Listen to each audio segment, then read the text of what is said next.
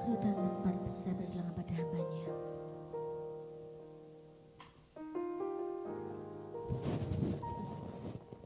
Mari kita berdoa.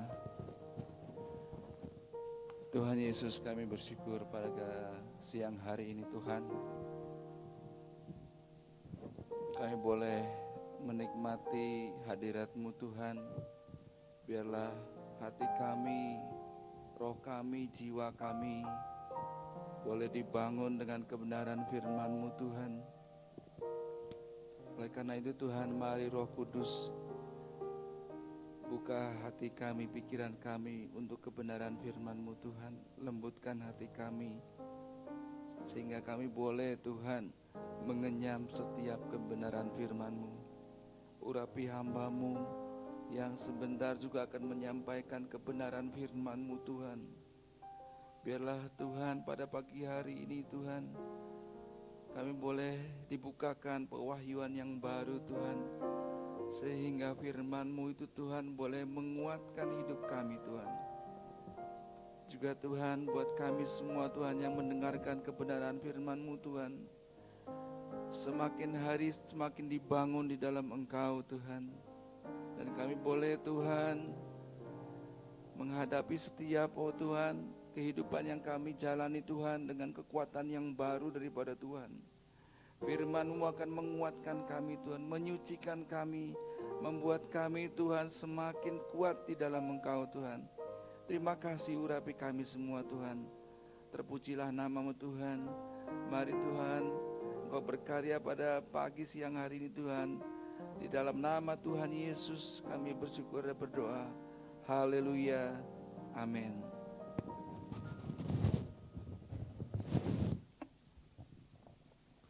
Terima kasih untuk tim musik dan pemuji.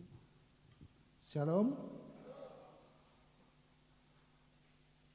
Mungkin agak mengejutkan ya, kenapa kok yang di sini saya gitu, Tara gitu, Majreng ya. Ya, ini sebelum saya lupa saya sampaikan dulu ini pesan dari Bapak Gembala. Salam untuk setiap jemaat karena Bapak sedang bertugas di Semarang. Salam, Tuhan memberkati ya, dari Bapak Gembala. Shalom. Apa kabar pagi hari ini? Amin ya. Mestinya luar biasa. Kalau sakit mestinya di rumah. Ya. Oke, kita akan mulai pembacaan firman pada pagi hari ini di Yohanes 16 ayat 20. Kita baca terlebih dahulu satu ayat ini sebagai pembuka.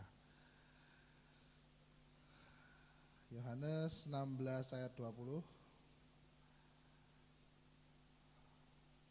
Saya bacakan ya. Aku berkata kepadamu, sesungguhnya kamu akan menangis dan meratap, tetapi dunia akan bergembira. Kamu akan berduka cita, tetapi duka citamu akan berubah menjadi sukacita. Amin. Ada yang hari ini sedang berduka cita?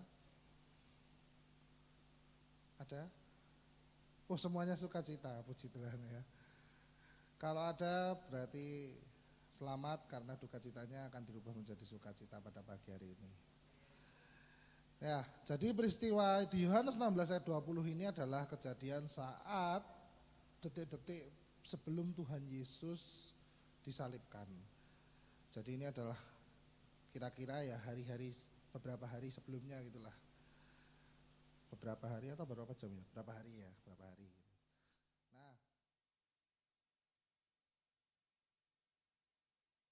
Nah, dia berkata, aku berkata kepadamu sesungguhnya kamu akan menangis dan meratap, tetapi dunia akan bergembira. Kamu akan berduka cita, tetapi duka citamu akan berubah menjadi sukacita. Apa sebenarnya yang disampaikan sama Tuhan Yesus di saat itu adalah Tuhan Yesus sedang menyampaikan berita mengenai kematiannya, kebangkitannya, dan kenaikannya. Ketika Tuhan Yesus mati, bangkit, murid kan udah bahagia ya, wah Tuhan kita bangkit. Kemudian ternyata Tuhan harus naik ke surga dan pergi. Jadi kayak murid-murid itu kayak happy, pertamanya bahagia ya. Jadi murid-murid Tuhan Yesus itu bahagia karena pelayanan Tuhan Yesus pada saat itu sedang hebat-hebatnya ya. Sedang luar biasanya, murid-murid itu baru istilahnya berapi-api. Tiba-tiba Tuhan Yesus ditangkap. Wah, syok, kaget. Bahkan beberapa ada yang sampai menyangkal. Kemudian setelah itu ditangkap, dihukum mati lagi. Wah, tambah syok. Sudah dihukum mati, dikubur, ternyata hari yang ketiga bangkit. Wah, bahagia. Bahagia dong, ya toh?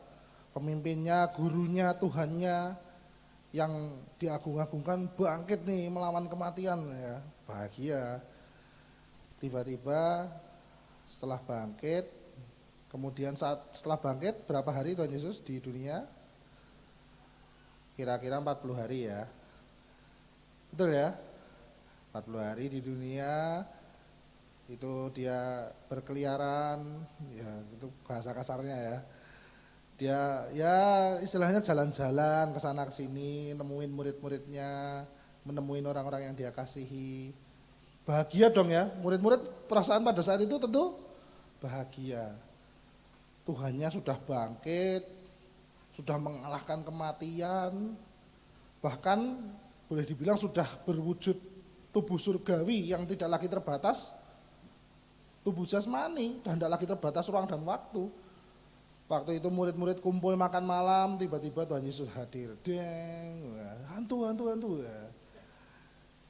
Terus Tuhan Yesus bilang, tuh coba rabalah, hantu tidak ada daging dan tulang. Ini ada nih. Ya.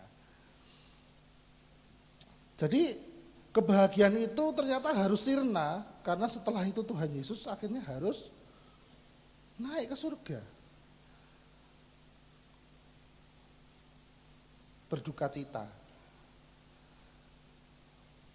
Murid berduka cita karena ditinggal, seolah-olah ditinggalkan oleh pemimpinnya, ditinggalkan oleh gurunya, panutannya. Nah, pertanyaannya kenapa kok Tuhan Yesus itu harus naik ke surga? Kenapa enggak Tuhan Yesus ya udah di situ aja, sudah berwujud tubuh rohani itu, kenapa enggak di situ aja dia? Kan lebih enak ya pelayanan.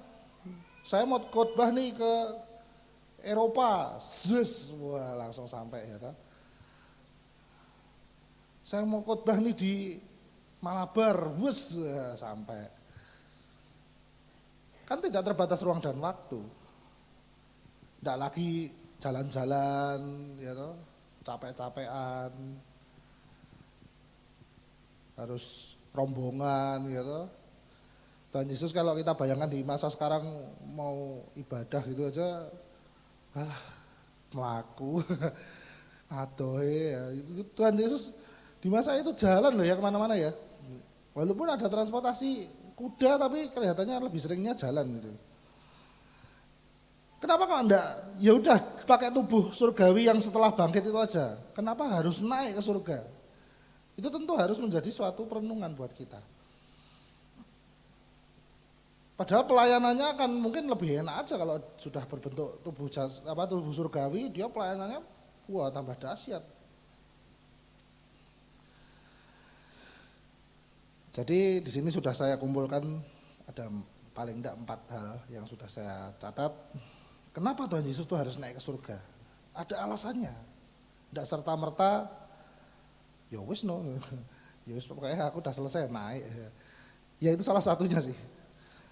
Ya, jadi alasan pertamanya adalah kenapa Tuhan Yesus harus naik ke surga? Karena Tuhan Yesus harus menyatakan bahwa tugasnya di dunia itu sudah selesai. Dan karyanya atau misinya dia di dunia untuk menebus kita dari dosa itu sudah selesai. Selesai. Jadi Tuhan datang itu kan punya satu tujuan ya. Karena begitu besar kasih Allah kepada dunia ini, sehingga dia mengaruniakan anaknya yang tunggal kepada dunia, supaya setiap orang yang percaya kepadanya tidak binasa tapi beroleh hidup yang kekal. Yohanes 3 ayat 16. Kalau tidak salah, nanti tidak salah ya dikoreksi, guru-guru sekolah minggu, mohon maaf. Ya, itu adalah misi Tuhan Yesus. Datang ke dunia menjadi penyelamat. Kenapa dia harus naik ke surga? Itu adalah bukti, menyatakan bahwa misinya selesai. Semua sudah sah, lunas di kayu salib.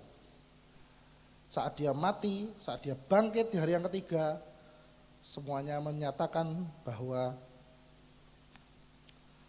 misi dan tugasnya itu sudah selesai, sebagaimana yang sudah dinubuatkan oleh para nabi-nabi ribuan tahun yang lalu.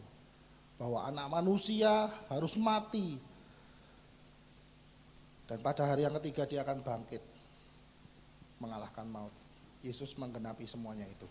Amin. Itu yang pertama. Nah, yang kedua, kenapa Yesus harus kembali ke surga? Karena Tuhan Yesus harus menyatakan bahwa dirinya sudah kembali ke tubuh surgawi. Tubuh surgawi tentu harus bertempat di surga. Ketika dia di dunia ini, tubuh surgawinya itu semacam terselubungi, ya. Supaya terselubungi oleh tubuh jasmani. Supaya apa? Supaya tugasnya dia di dunia ini dilaksanakan memang dalam bentuk jasmani. Dia ingin mengajarkan manusia bahwa dalam bentuk jasmani pun seperti ini kebenaran itu bisa dikerjakan. Ini loh wujud Tuhan, kamu bisa melihatnya, kamu bisa menyembahnya. Dia memberikan contoh, dia memberikan teladan secara langsung dalam wujud manusia. Tapi ketika semua misi dan tugasnya sudah selesai, ya dia kembali ke wujud aslinya, yaitu wujud surgawi.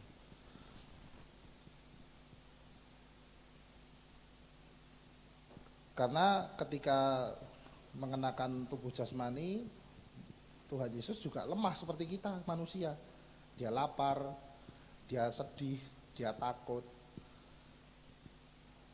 dia mengalami apa yang kita rasakan, tapi semua itu dia rela lakukan demi menebus kita semua.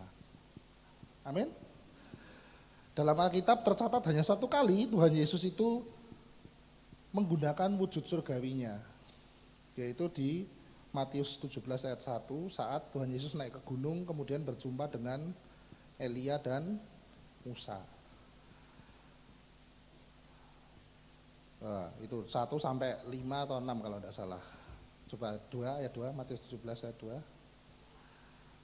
Nah, setelah naik gunung kemudian Yesus berubah rupa di depan mata mereka, di depan mata murid-muridnya ya. Wajahnya bercahaya seperti matahari dan pakaiannya menjadi putih bersinar seperti terang. Lanjut. Maka nampak kepada mereka Musa dan Elia sedang berbicara dengan dia. Ya, ini tadi saya bilang pagi hari tadi ini seperti rapat koordinator gitu ya. Ayo kumpul-kumpul dulu nih Musa, tak briefing sih ya. Mungkin ada sesuatu yang sedang mau dibincangkan oleh Tuhan Yesus, tapi ya kita nggak tahu ya apa waktu itu yang dia bincangkan. Mungkin Tuhan katakan, ya ini waktuku udah hampir dekat, nanti tolong disiapkan penjemputan ya. Ya entahlah apa yang dibicarakan beliau-beliau ini, Musa, Elia dan Tuhan Yesus, yang pasti hanya satu kali ini saja di Alkitab Tuhan Yesus berubah wujud ke wujud surgawi saat dia masih hidup ya. Nah, itu tadi yang kedua. Jadi artinya ketika dia sudah berwujud surgawi ya dia harus pulang ke surga. Karena tempatnya tidak lagi di dunia. Nah, yang ketiga. Ini yang paling umum kita dengar. Tuhan Yesus naik ke surga untuk menyediakan tempat. Kita punya lagunya juga. Di rumah Bapa banyak tempat ya. Jadi Tuhan Yesus pulang menyediakan tempat, rumah buat kita. Supaya apa? Saat kita nanti mati pulang, kita tidak keleleran di sana. Sudah susah-susah masuk surga, tinggalnya pakai tenda. Enggak ya. Jadi sudah saya coba baca di Alkitab di bahasa aslinya, rumah atau tempat yang dimaksudkan di sini bahasa yang digunakan adalah oikia dan topon, yang itu artinya adalah tempat tinggal atau perkampungan atau kalau di bahasa Inggrisnya itu village, sebuah kayak desa yang ada banyak rumah-rumahnya gitu ya. Nah ini saya juga tidak mau berdebat dengan ahli-ahli teologi, silahkan yang ahli teologi mau ngomong apa juga silahkan, toh sama-sama kita belum lihat ya. Yang pasti Tuhan kasih saya rumah gitu aja. Dan Tuhan pasti siapkan rumah untuk Bapak Ibu Saudara. Tipe 32, jangan ya, kecil sekali ya. Tipe berapa ya? Yang pasti enggak KPR. Nah, itulah kenapa Tuhan harus naik ke surga ya, yang ketiga, bahwa Tuhan akan menyediakan tempat buat kita. Mungkin ada yang pernah dengar kesaksian yang pernah naik turun ke surga itu ya. Wah, di sana ada jalannya emas, rumahnya berkapling-kapling, indah sekali ya. Apapun itu silahkan, kesaksian boleh menjadi kesaksian, mujizat juga bisa saja terjadi, orang naik turun ke surga dan neraka ya silahkan. Bapak Ibu Saudara kalau pengen ke surga dan ke neraka sekarang juga silahkan ya. Tidak dilarang. Kalau ke neraka saya tahu pasti jalannya ya, silahkan langsung bunuh diri. Kalau ke surga ya nanti-nanti dulu ya. Jangan-jangan timbangannya belum cukup nanti. Nah, itu yang ketiga, jadi menyediakan tempat. Kita sebagai umatnya tentu nanti berharap suatu hari kita berkumpul bersama-sama lagi dengan Tuhan Yesus, amin. Amin. Kalau itu tidak jadi sebuah kerinduan dalam hati kita, ya sebenarnya agak percuma jadi orang Kristen gitu ya. Lah ngapain kamu tuh ke gereja susah payah tiap minggu ibadah, tapi ya tidak rindu ketemu Tuhan Yesus, tidak rindu masuk surga juga tidak pengen, ya ngapain gitu ya. Jadi itu harus ditanamkan dalam hati pikiran kita, bahwa itu adalah kerinduan kita. Suatu saat nanti saya pengen mati, pulang, masuk surga, ketemu Tuhan Yesus, ngobrol sama Tuhan Yesus. Nah, itu harus jadi angan-angannya kita sebagai orang percaya. Tahu angan-angan ya? Angan-angan itu apa ya? Angan-angan itu ya harapan gitu ya. Ya, harapan. Karena hidup ini kalau tidak ada harapan ya percuma, hanya itu bahasa saya sehari-hari yang saya bilang hanya glender aja, seperti barang yang ngambang di sungai itu loh ya. Glender, ngalir, enggak tahu mau ngapain, enggak jelas arah dan tujuannya ya. Nah, itu yang ketiga. Maaf saya kemana-mana ya. Yang keempat, karena tubuh jasmani Yesus itu terbatas, maka dia harus pulang supaya dia bisa mengirimkan penolong yang lain, yaitu Roh Kudus, Parakletos, Roh Kudus. Nah, ini ceritanya jadi gini, ketika kalau murid-murid saat itu bersama dengan Tuhan Yesus, tentu itu terbatas. Mungkin Tuhan Yesus bisa berkhotbah di depan 5.000 orang, 10.000 orang. Tapi dengan tubuh fisiknya dia, jasmaninya dia, tentu dia tidak bisa menjangkau seluruh dunia. Tapi dengan dia pulang dan mengutus Roh Kudus, maka roh yang tinggal di dalam diri kita ini, yang kemudian kita kenal dengan Roh Kudus ini, itu yang memimpin kita sebagaimana Tuhan Yesus memimpin murid-muridnya pada saat itu. Itulah yang mengajar kita sebagaimana Tuhan Yesus mengajar murid-muridnya pada saat itu. Sehingga tidak lagi terbatas jumlah, ruang, dan waktu. Karena Tuhan sudah ada di dalam diri kita. Amin. Itulah Roh Kudus, luar biasa sekali. Jadi ketika Tuhan naik, Tuhan kirimkan Parakletos yang lain. Mungkin ada yang bertanya, kenapa kok Parakletos yang lain? Karena Parakletos yang pertama itu adalah Tuhan Yesus. Mungkin sering kita dengar di sini Parakletos itu adalah Roh Kudus, tapi Parakletos itu adalah juga Tuhan Yesus. Ini saya bacakan ayatnya dulu di Yohanes 14 ayat 16. Tolong gambarnya tadi ditampilkan. Nah, ini ayatnya ya, saya bacakan dulu. Aku akan minta kepada Bapa dan Ia akan memberikan kepadamu seorang penolong yang lain supaya Ia menyertai kamu selama-lamanya.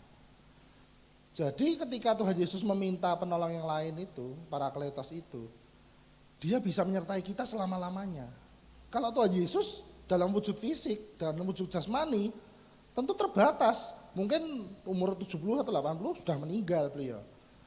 Nah, padahal dari Tuhan Yesus sampai sekarang aja udah ribuan tahun. Bagaimana bisa Yesus terus mendampingi kita? Ya dengan adanya Roh Kudus ini. Dengan adanya Roh Kudus yang ada di dalam diri kita, maka dia bisa ada dari sekarang sampai selama-lamanya mendampingi kita. Nah, ini di Yohanes 14 ayat 16. Kai ego eroto ton patera kai alon parakleton. Alon parakleton atau alos parakletos itu artinya adalah penolong yang lain. Bahasanya yang digunakan adalah parakletos. Nah, ini kita buka juga lagi di Yohanes 1 Yohanes 2 ayat 1.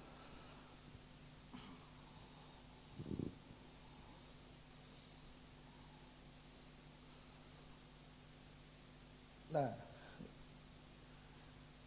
ini ayatnya berbunyi, anak-anakku, hal-hal ini kutuliskan kepada kamu supaya kamu jangan berbuat dosa. Namun jika seseorang berbuat dosa, kita mempunyai seorang pengantara pada Bapa, yaitu Yesus Kristus yang adil. Bahasa yang digunakan di sini adalah parakletos exoben proston patera Yesus Kristus dikaion. Perantara kepada Bapa, yaitu Yesus Kristus yang adil. Jadi Yesus adalah parakletos.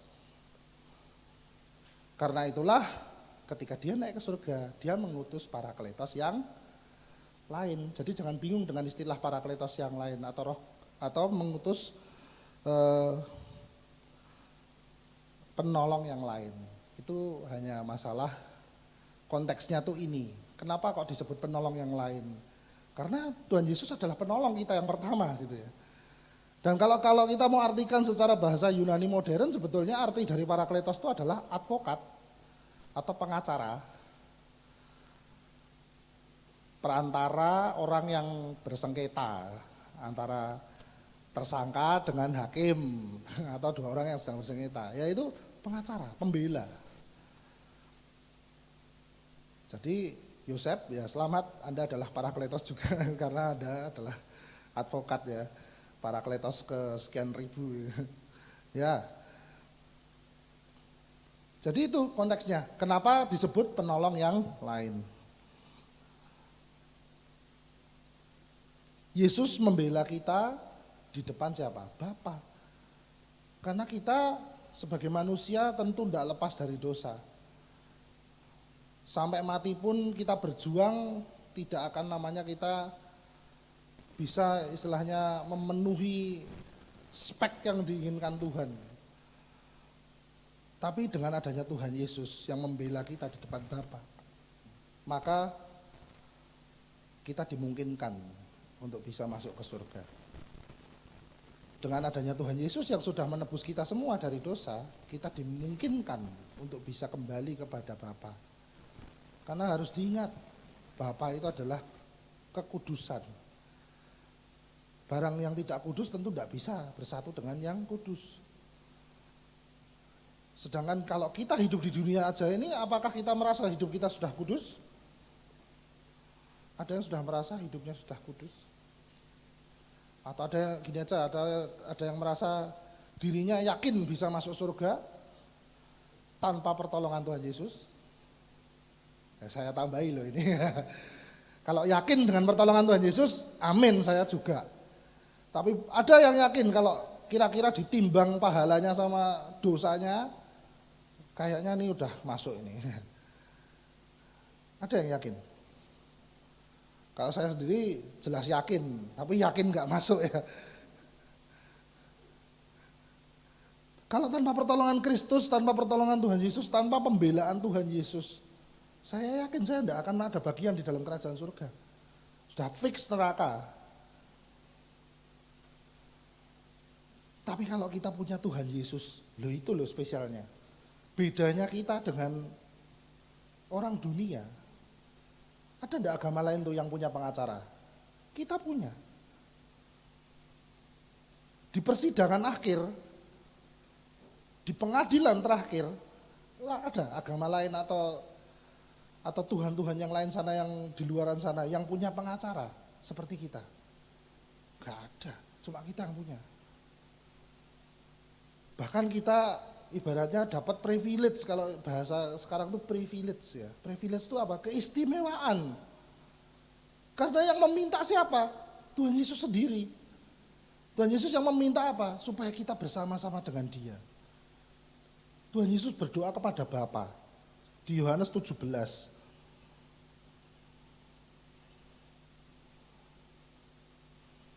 Ayat 24. Ya Bapa, aku mau supaya dimanapun aku berada, mereka juga berada bersama-sama dengan aku. Mereka yang telah Engkau berikan kepadaku. Agar mereka memandang kemuliaan-Ku yang telah Engkau berikan kepadaku, sebab Engkau telah mengasihi aku sebelum dunia dijadikan. Kalau orang lain sedang berusaha, berupaya untuk mencapai yang namanya surga, kalau kita, Tuhan kita yang sedang berusaha, berupaya, bersyafaat buat kita, supaya kita bisa bersama-sama dengan Dia. Amin. Privilege dah itu, keistimewaan dah itu, sangat-sangat istimewa. Saat orang lain sedang berusaha, berupaya, berdoa mati-matian agar bisa masuk, diterima di sisinya, kita punya satu pribadi yang berdoa untuk kita, Tuhan Yesus. Dia berdoa agar kita bisa bersama-sama dengan Dia, dimanapun Dia berada. Dan saya yakin gak mungkin Tuhan Yesus terus kok di neraka, ya gak mungkin toh. Supaya Bapak, saya berdoa supaya mereka bersama dengan saya di neraka, ya gak mungkin ya toh. Tuhan Yesus ya di surga pasti tempatnya. Amin. Nah sekarang pertanyaannya saya tambahi, siapa yang di sini yakin masuk surga kalau dengan Tuhan Yesus? Nah ini baru boleh amin ya.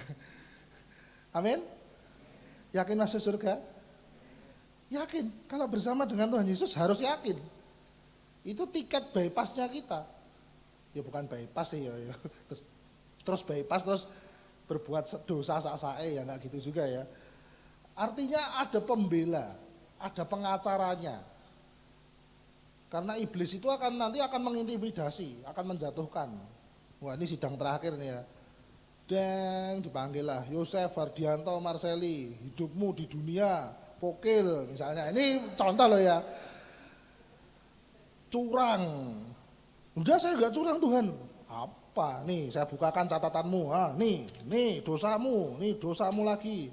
Nih pahalamu, mana gak ada. Nanti Tuhan Yesus yang tampil. Dah ini anakku. Beres. Oh, itu yang namanya privilege. Backingannya itu loh.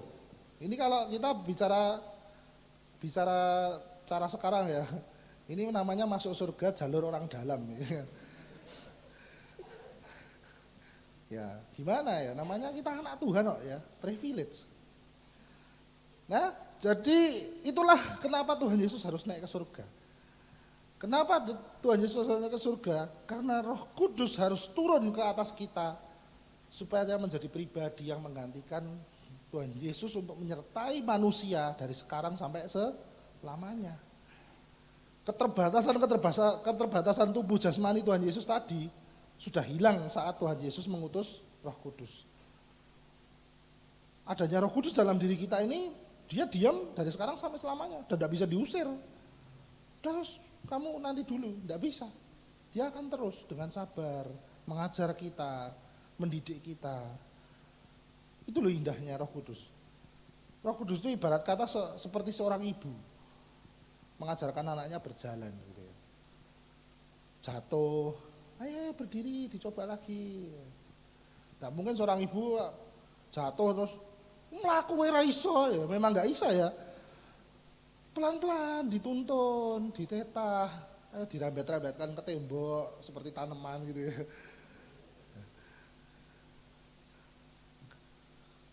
Jadi tanaman rambat ya. Dirambatkan pelan-pelan sampai bisa jalan 1 langkah, 2 langkah. Pasti sabar. Kalau nggak sabar ya berarti kurang keibuan ya. Kalau ibu yang ibu betul pasti sabar. Kayaknya dulu saya waktu kecil nggak bisa jalan juga sabar ya. Kalau nggak salah ya, saya agak lupa ya. Mestinya ya sabar. Nah, seperti itu juga Roh Kudus. Saya yakin hidup kita juga tidak sempurna. Pasti ada cacat di sana sini, ada kelemahan di sana sini. Wajar. Kita bukan Tuhan. Kita bukan Yesus pribadi yang tidak bercacat dan tidak bercela. Kita penuh dengan kelemahan. Tapi dengan hadirnya Roh Kudus, Dia yang akan terus mengingatkan, jangan ke sana, salah jalanmu, langkahmu salah. Ini loh, sini, ke sini, ke sini. Dia akan menegur. Setelah ditegur, diingatkan, kita sebagai manusia pasti ngeyel lagi, ya toh? Dablek lagi, jatuh lagi. Ditegur lagi, diingatkan lagi, jatuh lagi, ditegur, diingatkan lagi. Sampai kapan? Tidak ada batasnya. Sampai kita mati mungkin. Karena itu menurut saya kehidupan ini adalah sebuah proses. Tidak ada titik akhirnya. Dari awal sampai akhir kita terus berproses. Diperbaiki, diperbaiki, diperbaiki. Diperbaiki, diperbaiki, dan diperbaiki terus. Tidak ada, ya ini maaf ya, kalau Pak Hengki kan mengajar kita untuk sempurna ya. Saya imannya belum nyampe ke sana. Kalau mau belajar sempurna nanti sama Pak Hengki aja. Kalau saya merasa kita mungkin tidak akan mencapai namanya sempurna. Tapi paling tidak kita semakin mendekati apa yang Kristus inginkan. Karena ya kita darah dan daging. Ini adalah lemah, tubuh ini lemah. Jadi pasti akan sering sekali jatuh ke dalam dosa. Walaupun roh kita sekuat apapun, tetap pasti bisa jatuh dalam dosa. Justru kalau kita berpikir bahwa kita tidak bisa jatuh dalam dosa, itu sesat malahan. Pasti jatuh kita ini. Mau sehebat apapun pendeta, pasti bisa jatuh. Tapi bedanya ketika kita jatuh, kita harus selalu ingat ada Roh Kudus. Roh Kudus akan terus membangun kita, istilahnya apa ya, kalau jatuh itu kita dijunjung lagi, diangkat lagi, dibetulkan lagi, diarahkan lagi, jangan gitu, jangan gini, arahnya ke sini, kamu salah, kamu gini. Terus akan ditata terus, sampai bentuk kita itu adalah sesuai apa yang Kristus inginkan. Ya memang itu bentuknya tentu adalah kesempurnaan ya. Tapi tentu kita akan mengalami banyak sekali proses dan mungkin akan jauh sekali dari kesempurnaan. Tapi mari kita berproses bersama-sama dengan Roh Kudus. Indah tidak punya Roh Kudus? Sangat indah.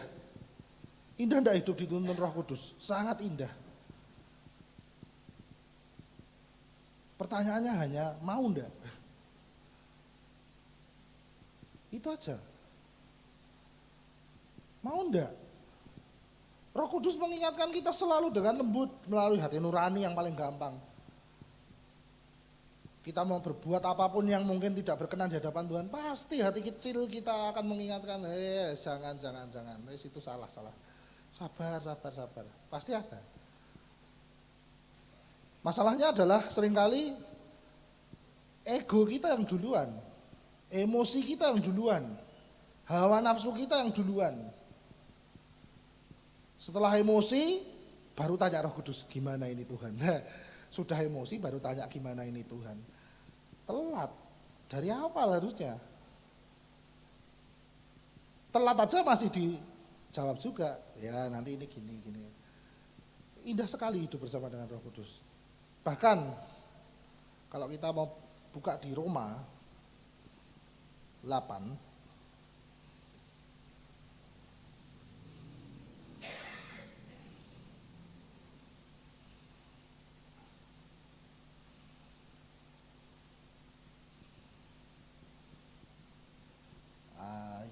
26 dan 27.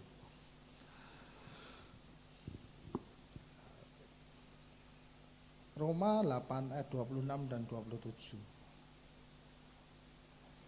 Demikian juga Roh membantu kita dalam kelemahan kita, sebab kita tidak tahu bagaimana sebenarnya harus berdoa. Tetapi Roh sendiri berdoa untuk kita kepada Allah dengan keluhan-keluhan yang tidak terucapkan. Dan Allah yang menyelidiki hati nurani mengetahui maksud Roh itu, yaitu bahwa ia sesuai dengan kehendak Allah berdoa untuk orang-orang kudus. Loh, bayangkan, kita tuh didoakan tiap saat sama Roh Kudus. Tidak henti-hentinya dia berdoa. Kita mungkin nggak sadar karena udah auto, Roh Kudus tuh langsung connect sama Allah Bapa. Berdoa dengan keluhan-keluhan yang tidak terucapkan, bahkan mungkin saking sumpeknya kita aja udah nggak tahu mau doa mau ngomong apa, udah nggak tahu. Doa mau ngeluh, udah tiap hari ngeluh. Doa mau minta, udah tiap hari minta. Sudah sampai nggak ngerti lagi mau doa apa. Tapi Roh Kudus itu yang berdoa kepada Allah. Kenapa? Dia pribadinya Allah juga. Dia connect langsung kepada Allah. Dia yang mendoakan kita, dia mengatakan keluhan-keluhan kita yang tidak terucapkan tersebut. Sehingga akhirnya hidup kita ini senantiasa ada di dalam perkenanan Tuhan. Oh, anakmu ini lagi butuh ini. Oh, kamu butuh ini. Oh, kamu ini. Istilahnya tuh kayak intelnya Tuhan. Dia kasih informasi terus. Ini loh, nih Pak Endro ini baru butuh ini. Nih Pak Gatot baru butuh ini. Pak Yanto nih loh baru butuh ini. Ini loh pergumulannya Pak Yanto. Ini loh pergumulannya Pak Gatot. Ini pergumulannya Pak Endro. Disampaikan terus kepada Allah tiap saat, tiap waktu. Bahkan saat kita tidur, bahkan saat kita tidak berdoa, bahkan saat kita mungkin sedang putus asa. Roh Kudus terus berdoa buat kita. Sehingga hidup kita itu tidak pernah dilepaskan dari Allah, selalu dikaitkan dengan Allah. Dia akan bawa kita dekat, dia akan bawa kita dekat. Itulah kenapa kita sering kali mengalami yang namanya, wah Tuhan ini tahu banget, pas banget di saat aku butuh. Sebenarnya bukan pas banget ya, memang sudah didoakan sama Roh Kudus. Kamu aja nggak tahu gitu ya. Sudah diatur, sudah didoakan, sudah disampaikan sama Roh Kudus. Wah tahu banget aku pas lagi butuh, berkatnya pas cair ya. Wah Roh Kudus sudah atur kok. Roh Kudus sudah doakan kepada Allah Bapa. Nih lo butuhnya ini. Nah, pertanyaan saya, indah enggak hidup kalau dituntun Roh Kudus seperti itu? Indah dan luar biasa. Sama sekali enggak sebanding dengan apapun di luar sana ya. Kalau kita sebagai anak Tuhan, kita enggak bersyukur punya Roh Kudus, itu sebetulnya sudah ya kebangetan lah. Kita secara dari hidup sampai mati kita tuh sudah dijamin. Hidup kita disertai Roh Kudus, sampai mati kita disertai Tuhan Yesus, dijamin di pengadilan hari akhir, dijamin lagi punya rumah di surga, dijamin lagi apa? Tinggal bersama-sama dengan Tuhan Yesus. Kurang apa coba? Yang membuat kita seringkali menjadi berduka cita itu adalah batin kita sendiri ini loh. Pikiran-pikiran kita sendiri ini yang seringkali membuat kita berduka cita terus di dunia ini. Padahal harusnya kita tuh bersuka cita senantiasa. Kenapa? Karena kita ini orang yang berkemenangan, kita ini orang yang berkelimpahan dalam hal rohani itu kita udah berkelimpah-limpahan. Saya kan sudah bandingkan tadi tuh. Mana ada di tempat lain yang seperti itu? Mana ada agama lain, mana ada Tuhan lain yang menjamin sehebat Tuhan kita?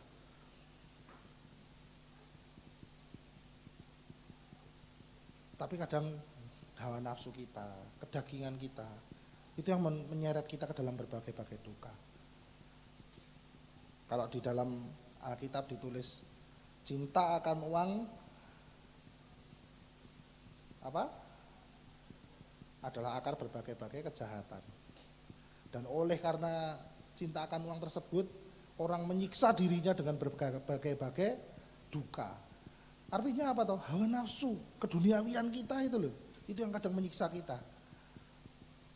Padahal kalau kita mau bersyukur senantiasa, sebetulnya hidup itu indah. Ya bukan sebetulnya, ya memang indah sajane. Ya sajane ya sebetulnya sama aja ya. Gimana ya? Ya indah itu aja lah ya. Nggak usah sajane. Ya hidup itu indah.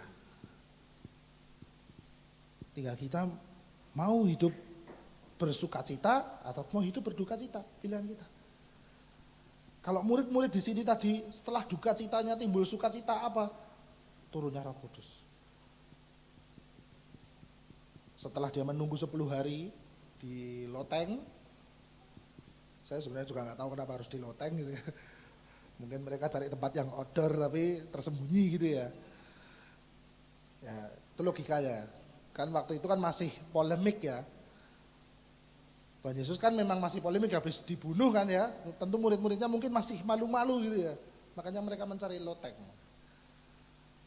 Supaya bisa kumpul outdoor tapi nggak kelihatan gitu ya. Tenang, kita punya loteng Duta Panisal, nanti bisa di sana kalau mau mencari Roh Kudus. Enggak ya, bercanda. Roh Kudus sudah ada di dalam diri kita. Amin. Kita mau hidup dituntun oleh Roh Kudus atau tidak, tergantung sekarang kepada pilihan kita masing-masing. Kalau kita mau luaskan hati kita untuk dituntun, luaskan pikiran kita untuk dituntun. Dituntun itu ya seolah-olah kita tuh seperti orang bodoh ya sudah manut, tapi ya itu indahnya. Kalau kita ngeyel dan dablek terus, nanti begitu ketemu masalah komplain sama Tuhan. Udah dikasih tahu jangan ke kiri, kita ke kiri. Begitu ke kiri jeglong, komplain sama Tuhan. Kan lucu ya, orang manusia tuh memang lucu. Tuhan tuh jadi ngelihat kita tuh kayak nonton komedi gitu. Ya Leo aja ngiwo, ya Tuhan, ngiwo ya toh. Jangan ke kanan tuh ada lubang, kanan. Orang itu kalau dikasih tahu tambah dilakoni itu seninya ya. Jadi mungkin kita tuh kayak hiburannya Tuhan gitu ya di surga. Ya wis rapopo terus nah ya. Nah, Bapak Ibu silahkan mau terus-terusan ngeyel, dablek silahkan. Mau ikut Roh Kudus, dituntun Roh Kudus, ya mari ambil keputusan pada pagi hari ini. Amin. Kalau kita mau dituntun Roh Kudus, saya yakin hidup ini adalah sebuah keindahan. Dari sejak kita hidup sampai kita mati nanti, semuanya adalah keindahan di dalam Tuhan. Amin. Saya bacakan satu ayat. Bukan satu ayat sih, satu doa. Di Yohanes 17, ini untuk menutup.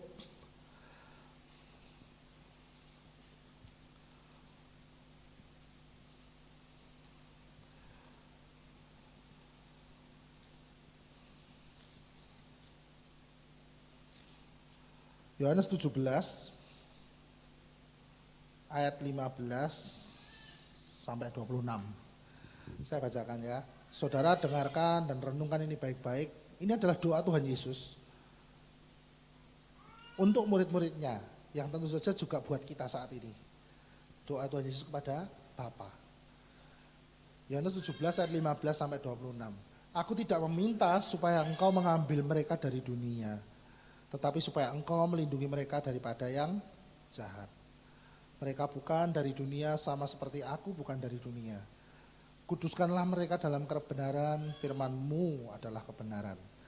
Sama seperti engkau telah mengutus aku ke dalam dunia, demikian pula aku telah mengutus mereka ke dalam dunia. Dan aku menguduskan diriku bagi mereka, supaya mereka pun dikuduskan dalam kebenaran. Dan bukan untuk mereka ini saja aku berdoa, tetapi juga untuk orang-orang yang percaya kepadaku oleh pemberitaan mereka, yaitu kita semua saat ini, supaya mereka semua menjadi satu, sama seperti engkau ya Bapa di dalam aku, dan aku di dalam engkau, agar mereka juga di dalam kita, supaya dunia percaya bahwa engkaulah yang telah mengutus aku, dan aku telah memberikan kepada mereka kemuliaan yang engkau berikan kepadaku, supaya mereka menjadi satu sama seperti kita adalah satu. Aku di dalam mereka dan engkau di dalam aku, supaya mereka sempurna menjadi satu, agar dunia tahu bahwa Engkau yang telah mengutus aku dan bahwa Engkau mengasihi mereka sama seperti Engkau mengasihi aku. Ya Bapa, aku mau supaya dimanapun aku berada, mereka juga berada bersama-sama dengan aku. Mereka yang telah Engkau berikan kepadaku, agar mereka memandang kemuliaanku yang telah Engkau berikan kepadaku, sebab Engkau telah mengasihi aku sebelum dunia dijadikan. Ya Bapa yang adil, memang dunia tidak mengenal Engkau, tetapi aku mengenal Engkau. Dan mereka ini tahu bahwa Engkaulah yang telah mengutus aku. Dan aku telah memberitahukan namamu kepada mereka, dan aku akan memberitahukannya supaya kasih yang Engkau berikan kepadaku ada di dalam mereka, dan aku di dalam mereka. Dan aku telah, 26 dah ya, dan aku di dalam mereka. Ya, amin.